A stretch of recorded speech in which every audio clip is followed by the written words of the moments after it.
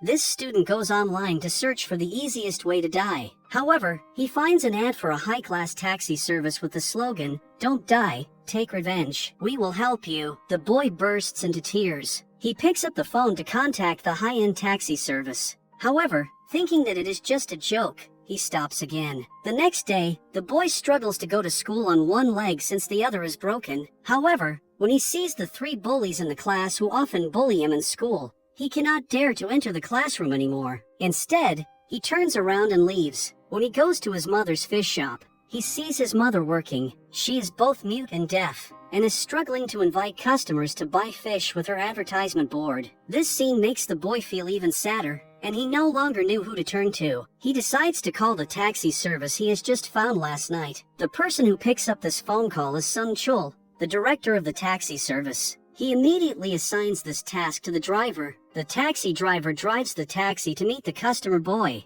Upon reaching, he presses the button to open the car door so the boy can get into the cab. While sitting in the taxi, the boy asks the driver where they are going. The driver immediately tells him that they are going to take revenge. Then, the boy begins narrating his tearful story to this driver. His name is Park Young-min, and he transferred to a new school a few months earlier. During break time, 3 classmates intentionally approach him, making sarcastic remarks about the persistent fishy smell around him. Responding calmly, Young-min explains that the smell was because his mother ran a fish shop. Following that incident, Young-min becomes the continual target of senseless torment from the trio. Seeking help, he approaches his new teacher. However, instead of support, he receives advice to befriend his bullies. Adding insult to injury, the teacher criticizes the fishy smell on Young-min's clothes. As Young-min leads the encounter, he is seized by the 3 bullies, who issue threats. They force him into joining them at a karaoke spot. There, they subject him to a brutal beating, strip him of his clothes, and steal all his money. On one occasion, when Young-min has nothing to offer, the boys shove him onto the road.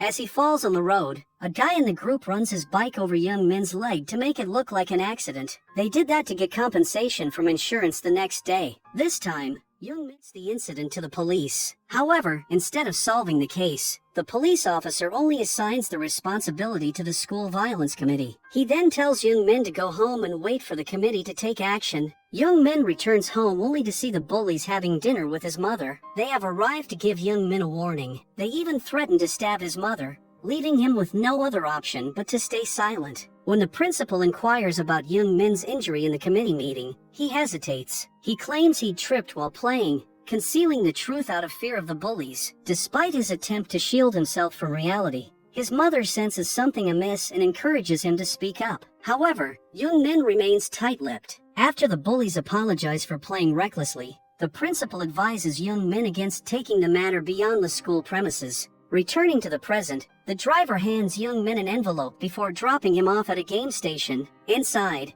he discovers instructions detailing the game number. As Young-min starts playing, a fairy within the game explains the rules. While the company works on his request, the taxi meter keeps running. He'll settle the fare once the task is completed. Depending on the circumstances, additional charges might apply. Lastly, Young-min is requested not to disclose the taxi game to anyone else. Unable to choose what he should do, Young-min decides to leave the place. However, rethinking how the bullies mistreated him, he presses the yes button and gives his consent to take revenge. In the underground basement, the taxi service team listens to his story. Sung Chul remarks that it might not be a big case for them, but for Young-min, it is a matter of life or death. The team member, Go-eun, begins her research and learns about one of the bullies, Sun Tae. His father donates money to the school, allowing him to do whatever he wants. The photographs of the bullies are printed out, after which Sung Chul briefs his team on the project. Though the perpetrators are all minor, it doesn't make their crimes any lighter, so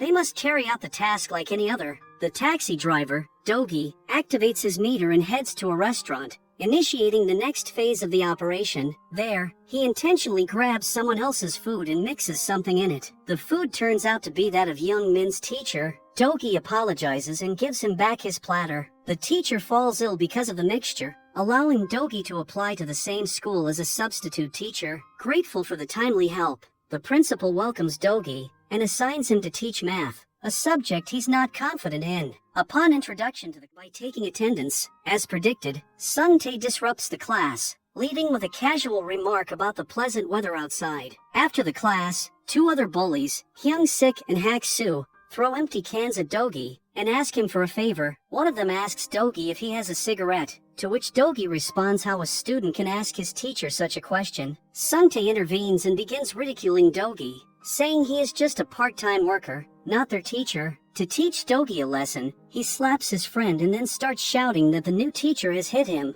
Acting along, Dogi tries to calm them down. However, Sung-tae's behavior worsens, and he grabs Dogi's wallet and steals his money. With the money, the trio flees from the area, leaving Dogi frustrated. Sharing his experience with Go-eun, Dogi expresses feeling mugged. However, Go-eun playfully mocks him, highlighting that his own students mugged him. Later that day, Sung-tae orders Hak-soo to get some goodies as he plans to impress some girls. Following orders, Hak-soo approaches an elderly woman, offering money in exchange for a favor. As minors, they're unable to purchase cigarettes, so they exploit the older woman's assistance. However, instead of fulfilling their promise of payment, Hak-soo hands over his leftover ramen soup and swiftly departs. The trio heads to a club to spend time with their girlfriends. Sung-tae pulls out the stolen cigarettes, reveling in the moment. Go-eun observes their activities through a hidden camera pen installed by Dogi. Curious, Go-eun questions how they can enjoy with ill-gotten money. Dogi explains the gradual descent of seemingly ordinary teenage boys into a darker path. While the trio enjoys their time,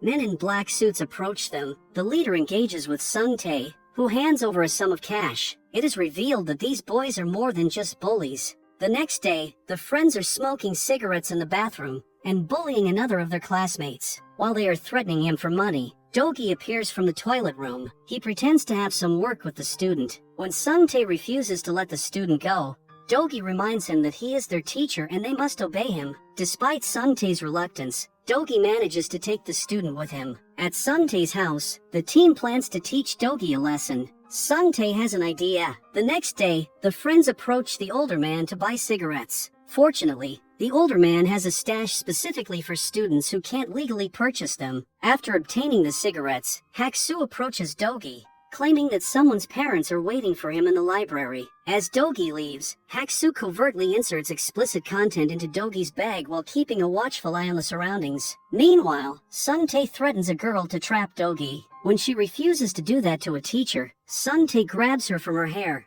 and warns her of the consequences of her disobedience. A few moments later, Dogi enters the library and begins finding the parents. However, he couldn't find anyone. Meanwhile, the girl removes her sweater and leaves the library, acting like a victim, shouting at the top of her lungs. She draws everyone's attention. When the female teacher asks Dogi of having her nude photographs in his bag, Sung-tae is standing there laughing as he sees his plan working. The female teacher takes the girl with her, seeing Dogi as the culprit. On the other hand, the principal receives a call from an unknown number and learns about the incident. He is shocked and infuriated to hear this. While the female teacher is taking the girl to inspect Dogi's bag, she insults Dogi. She says she will ensure Dogi won't get to teach again. On his way to the teacher's room, Dogi winks at Sung-tae, adding to the complexity of the situation. Everyone is called to the classroom, where the principal rebukes Dogi for letting something wrong happen during his supervision. When asked where is Sung-tae's seat,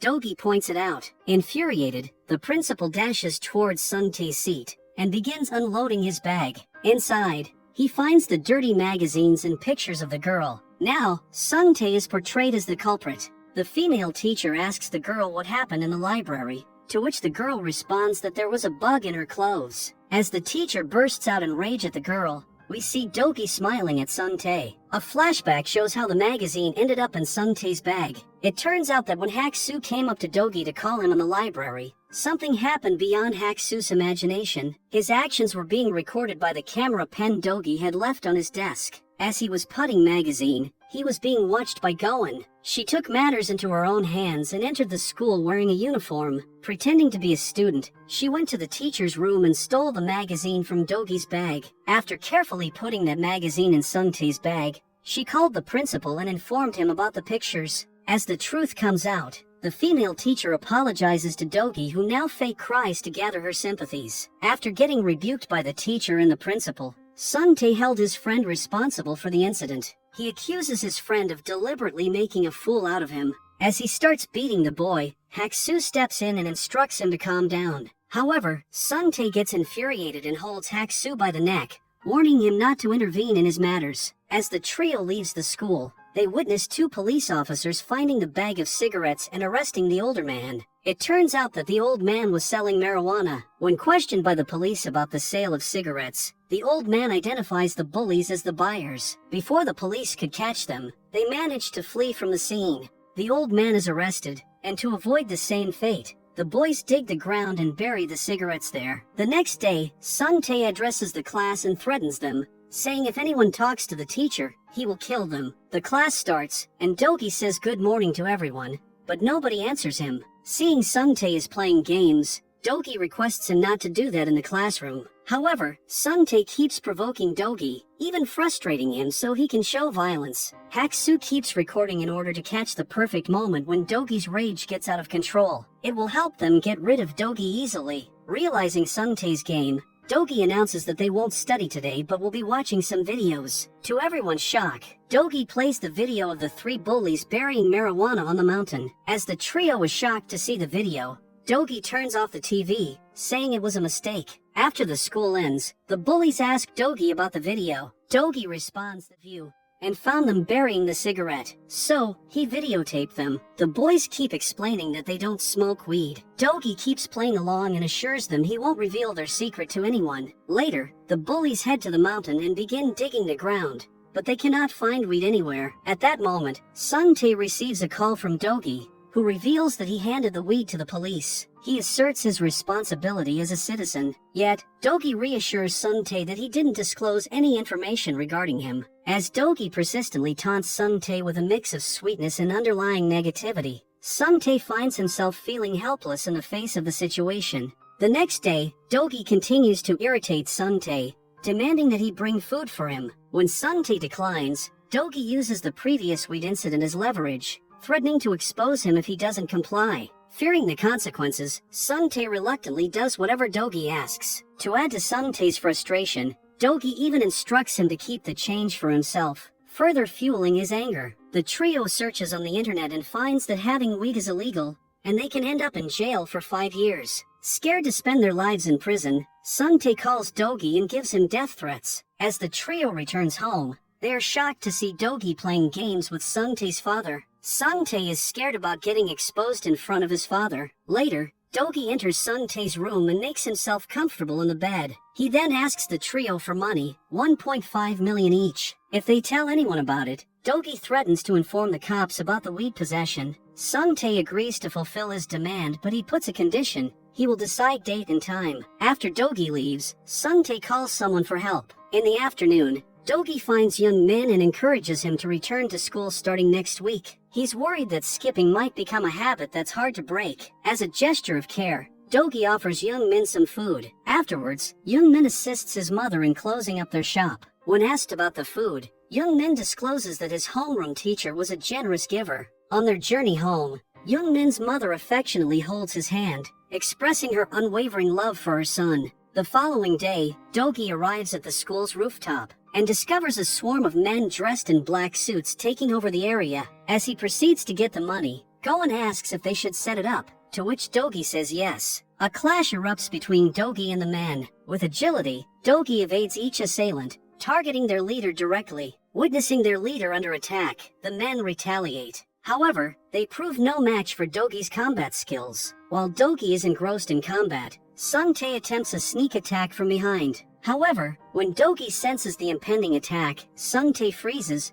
unable to make a move. Do-gi continues to showcase his extraordinary prowess in his path. When a thug tries to attack him with a flower pot, Do-gi swiftly leaps, shattering the pot in midair. The trio stands stunned by Do-gi's unforeseen abilities. After clearing the area of the men, Do-gi shifts his focus to Sun-tae. As Do-gi proceeds towards him, Sun-tae takes a step back. However, soon there is no place for him to move back. Do-gi tells him that he cannot gather the courage to jump, but still, he pushes the people and hurts them. With that said, Do-gi kicks him, sending Sun-tae off the rooftop. As he focuses his attention on the other boys, they begin apologizing, begging Do-gi to spare their lives. Because of the fear, they even pee their pants. When Do-gi brings up Young Min's name, the duo was stunned. The next thing we know, they surrender themselves to the police, telling the officer how they bullied their friends. They urge the officer to lock them up as they don't want to end up like Sun Tae. It seems like Dogi has taught them a good lesson, and they won't threaten, bully, or beat anyone ever again. Later, Dogi enters a bakery shop where he has kept someone. That someone is none other than Sun Tae. It turns out that when Goen asks Dogi to set something up, she was talking about the giant inflatable bed. After he said yes, two of the team members, Kyung-gu and Jin Ian, inflated the bed. When Siang Tae fell, he landed straight on the bed. Because of the fear, he went unconscious. Dogi contacts the gangster Sun Tae, whom he encountered on the rooftop, and lets him have a conversation with Sun Tae. Instead of assistance, the man issues a warning, advising Sun Tae not to contact him again and to listen to his teacher. Sun Tae's shock deepens upon hearing Young Min's name. Dogi informs him that everything he eats is on Young Min, but anything he can't finish, he'll have to pay for. Furthermore, each pastry will cost him an amount equal to compensating Young Min for all the physical and emotional harm he caused. Sun Tae apologizes, saying that he doesn't have any money. This is when Dogi reveals that he has found a job for him. By working there, Sun Tae can quickly settle his debts. Then, Dogi warns Sun Tae that if he tries to escape, he'll catch him and make him cough up 10 times more. Confused about his situation, Sun Tae receives advice from Dogi to recall the emotions of the students he once bullied. What he's going through now is payback. To mark this fresh start, Dogi grabs a cake, lights it, and celebrates Sun Tae's new beginning. Afterwards, Dogi meets Young Min, handing him the receipt for the deluxe taxi service. When Young Min expresses concern over the high cost, Dogi advises him to pay whatever he can monthly. It will make him even stronger. Grateful for Dogi's guidance, Young Min thanks him and exits the taxi. Meanwhile, Sung Chul approaches Young Min's mother, revealing that his organization has awarded Young Min a scholarship. Upon graduation and college entry, the firm will cover his fees and expenses. Overwhelmed with emotion, Young Min's mother repeatedly thanks Sung Chul for this generous scholarship. With Young Min's life returning to normal and a brighter future ahead, he returns to school. In his taxi, Dogi keeps an eye out, ensuring everything's okay. Just like that, the deluxe taxi keeps playing a crucial role in helping people seek revenge and reclaim their lives. Meanwhile, we see a woman named Maria crying. She is injured, and it seems like she is ready to end her life. As her slipper falls into the river, scaring her even more. She keeps crying while saying that she doesn't want to die. Just then, her eyes are laid on the deluxe taxi service ad, saying, "Don't die, take revenge." Maria calls the number, and Dogi arrives to pick her up soon. Maria asks him where they are going, to which Dogi responds that they are going to take revenge. He then turns on the audio recorder and asks Maria what has happened to her. A flashback shows that Maria is an orphan and is intellectually disabled. It means she is 18 years old, but her mental age is around 1st to 2nd grade. As she was old enough to find a job, she bid farewell to her friends who had pitched in to buy a goodbye gift for her. Soon, a social worker picks her up from the church and informs her about her new job. She will be working in a factory and dealing with computer work. Maria is really excited as she always dreamed about doing a job to buy gifts for her friends. Approaching there, she signed a contract that she didn't read. At first, everything went well. Even the manager, Jong-gun, was very polite and understanding with her. Maria even shared with him how skilled she was in Excel. After the meeting ended, the social worker left the factory. Jong-gun showed Maria around, and after the tour, ordered her to descale the fish. Confused, Maria said that her work is related to computers. Still polite, Jong-gun assured her that he would give her computer work after that. However, Maria denied, saying that she was afraid of fish. Just then, the factory owner, Ju-chan, arrived. Upon hearing that Maria wasn't ready to work, he grabbed her from hair and submerged her head in the fish water. He then asked her if she was still afraid of fish. He then slapped Maria really hard, knocking her to the ground. He doesn't stop there. He begins hitting Maria with random objects. They intensify their torture by putting Maria in a drum with a freezing temperature. To decrease the temperature further, Ju closes the lid again with a sack. What they did next was even more horrifying. They opened the drum after a while and poured hot water on Maria, waking her up. After enduring so much torture, Maria agreed to work for Ju-chan. She would cry while describing the fish. One night, Maria tried to escape, and she did succeed. She found a police officer on her way and urged for help. The police officer turned out to be corrupt, as he took her back to Ju-chan's factory, where she was tortured again. They put her in the lid, while the police officer and Ju-chan had dinner together. Instead of helping the girl, the police officer splashed water on her already freezing body. He told her not to run away but to consider the factory as her home and work there without creating trouble. Adding to the distress, he made it clear he wouldn't rescue her in the future. To make matters worse, Jong-gun later called Maria into another room and subjected her to sexual assault. This horrifying experience led Maria to attempt suicide. After being taken to the hospital, she managed to escape and headed to a bridge with the intention of taking her own life once again. In the present day, Dogi drops her off at the game station and rides away. With the instructions in her hand, Maria begins playing the game. The screen shows if she wants to take revenge on the manager and the boss. Maria presses the revenge button, allowing all the team members to get the message that there is a mission ahead. They immediately leave their work and arrive at the underground area to discuss the mission. Kyung-gu requests Goen to change their pager as it seems old, and he wants to switch to a smartphone. However, Goen responds that smartphones are a bit risky, so they must stick to the pager. Soon, the team gathers to listen to Maria's story. Sung-chul pins the photographs of Ju-chan and Jong-gun to the board. He tells the team how the duo is known as a hard-working businessman in the community. They are helped by the police officer. That's why it is easier for them to cover up their crimes. Hearing her heart-wrenching story, Goen decides that they should immediately expose those businessmen. Other team members also agree with her, and just like that, another mission begins.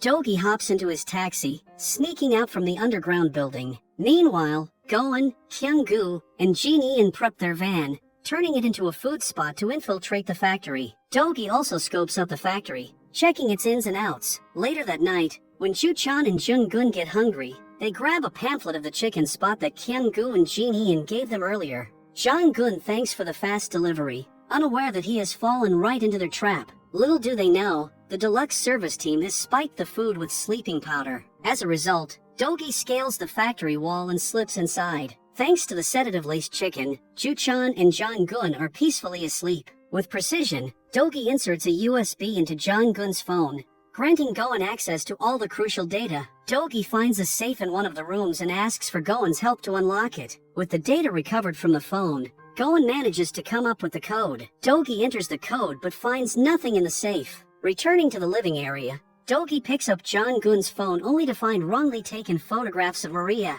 The discovery fuels Dogi's desire for revenge on her behalf even more. The next day, Dogi takes on the guise of a customer. Is exploring. Ju-chan intercepts him and inquires about his arrival. Sporting an innocent smile, Dogi claims to be in search of seafood. Guiding him to his office, Ju-chan offers coffee. Soon, Jong-gun joins, and they talk business. In the conversation, Dogi expresses interest in purchasing 50 drums of seafood. To prove his credibility, he unveils his briefcase, displaying the money at his disposal. Spotting the cash, the greed of the duo kicks in, prompting them to propose a deal. For 50 drums in 2 days, Dogi must make a 50% advance payment. Accepting the terms, Dogi seals the agreement with a signature. Unaware of the impending twist, Ju-chan and Jong-gun enthusiastically confirm the order. Unfortunately, half of the drums turn out to be infested with maggots. Ju-chan assigns Jong-gun the task of sorting and dispatching these tainted drums to schools and the military. Furthermore, it's revealed that they're importing this fish internationally, rebranding it domestically with a Made in Korea label to inflate profits. Kyung-gu and Jin-Ian manage to hear their conversation, allowing them to learn about their deceit. Later on, Jong-gun vents to the insurance worker, Jung-suk, about Maria. He insists on bringing someone less likely to escape. His comments displease Jung-suk, and she advises Jong-gun not to be overly selective. Ju-chan steps in, reminding her that if she's claiming 15% of their profits, she needs to execute her role efficiently. During their discussion about Maria, Jung-suk disclosed that Maria had contacted her once before and that she might contact her again. She asserts that as soon as she pinpoints Maria's whereabouts, she'll inform Ju-chan additionally. Even in the event of Maria's demise, there's a 400 million insurance policy with Ju-chan as the beneficiary. In both scenarios, they stand to benefit. Unknown to them, their entire conversation is overheard by the deluxe service team, courtesy of the bug discreetly installed by Dogi. Goen reveals that Jung-suk has enrolled Maria in 10 insurance programs. Half of her monthly wage was used to pay her plans. Maria wasn't aware of this as she never got paid. Pretends it's the insurance company and asks to meet Jung-suk. After hearing about the insurance plans, Sung-chul leaves the office, saying that he will visit again. As Jung-suk is waiting for a taxi outside the office, Sung-chul offers her a ride. When asked if he's decided on the insurance, Sung-chul suggests discussing it during the ride as he's in a hurry. Agreeing, Jung-suk enters the car, only for Kyung-gu to render her unconscious with a taser. They tape her mouth and disguise her with a hat to conceal her identity. Upon waking up, Jung-suk pleads for her life, insisting she's merely a social worker. Sung-chul calmly informs her they're taking her to the factory, promising decent treatment. Despite her protests, Kyung-gu incapacitates her once more with the taser as she continues to scream. Meanwhile, Jong-gun lines up 50 barrels of seafood. However, on his way to the factory, a masked man, likely Dogi, intercepts him. Armed with a wrench from the truck, Jong-gun engages in a showdown with Dogi. Unfortunately, things take a turn for the worse as Dogi sends him flying through the air, crashing back down with a nasty neck injury. With the shipment still in limbo, Dogi drops a bombshell on the greedy duo. He places another order for 20 barrels, warning that this time if they miss the deadline, he will hit them with a double penalty for breaching the contract. Once Ju-chan seals the deal, Dogi makes his exit. Ju-chan dials Officer Kim, who has discovered Maria's whereabouts. As Officer Kim rushes, Dogi follows him discreetly. He fixes a metal frame to the front of his taxi and rams it into Officer Kim's car, maneuvering the frame into the vehicle and forcing it off course. With a twist of the steering wheel, Officer Kim's car catapults into the air, crashing down. Dogi swiftly retrieves a black box from the officer's vehicle and vanishes from the scene. Meanwhile, Maria joins Sung-chul's taxi company, taking on computer tasks. Cohen acknowledges Maria's skills and excel. During their conversation, Maria takes a pill. When asked, she discloses that Jung-gun gave her the pills for strength. Curious about the pill's purpose, Cohen takes them for examination. Subsequently, she contacts Dogi, revealing that Jung-gun had been giving Maria birth control pills. Dogi's making a move to swipe those drums again. On Jung-gun's way back to the factory, Dogi blocks his path. But this time, Jung-gun isn't alone. He's brought back up. It turns into a scuffle between Dogi and the guys. Dogi is pretty slick with his kicks and punches, gaining the upper hand. Jung-gun tries to attack, keeps landing punches until Jung-gun hits the ground. While all this is happening, Ju-chan calls Jung-gun but has no luck. Dogi's got Jung-gun and tied him to a pole. At first, Jung-gun yells for help, but then it sinks in that Dogi's the one behind this mess. Meanwhile, Dogi gets a call from Ju-chan, who mentions the guy he sent to fetch the drums has gone missing. He promises Dogi 70 drums by tomorrow. Dogi warns if he doesn't get them, there'll be a price to pay. With that, he hangs up, leaving Ju-chan worried sick. To dodge the penalty, Ju-chan hits the internet to hunt down some seafood drums, but with Goon keeping an eye on his search history, she steps in,